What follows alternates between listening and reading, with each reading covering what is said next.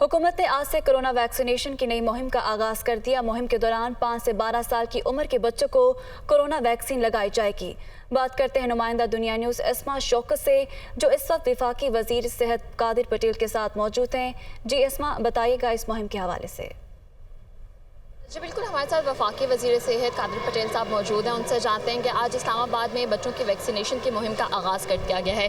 Sir, मुझे बताइएगा कि आज से वैक्सीनेशन का आगाज़ किया गया है, कितने रोज़ा ये वैक्सीनेशन मुहिम होगी और कितने बच्चे टारगेटेड होंगे? हमने 5 रोज़ा मुहिम आज से शुरू की है, जो पंजाब, सिंध और इस्लामाबाद के लिए। और इनिशियली हमारा टारगेट 80 लाख बच्चे हैं और उसके बाद जूं ये मैसर होती जाएगी हमें, क्योंकि ये बड़ी प्रेशियस किस्म की है और तरक्की याफ्ता मुल्कों में ही सिर्फ लगी है जो 5 से 12 साल के बच्चों को। तो 3 करोड़ 20 लाख पूरे बच्चों का हमारा तो टारगेट है कि इंशाल्लाह ये हो जाए, ताकि उनकी वजह से वो भी महफूज रहें, उनके घर वाले और बड़े बूढ़े भी महफूज रहें। वैक्सीन पहले शुरू की गई थी तो बड़े लोगों में भी देखने में आ रहा था रेजिस्टेंस थी, तो कुछ वालिदैन को कहना चाहेंगे कि बच्चों को वैक्सीन लगवाएं, इसका क्या फ़वाइद या कोई नुकसान के हवाले से कुछ बताएं। बच्चों में भी सिम्टम्स कम होते हैं, लेकिन वो ये अगर इन्फेक्शन कैरी कर लें या तो फिर वो अपने घर जाते हैं, माँ बाप से, नाना नानी, दादा दादी से मिलते हैं और बड़े बूढ़ों से मिलते हैं, तो उनके लिए ज़्यादा ख़तरा हो सकता है। जी बिल्कुल, जिस तरह वफाकी वज़ीर सेहत ने बताया कि वैक्सीन जो है वो लगाना इंतहाई ज़रूरी है, क्योंकि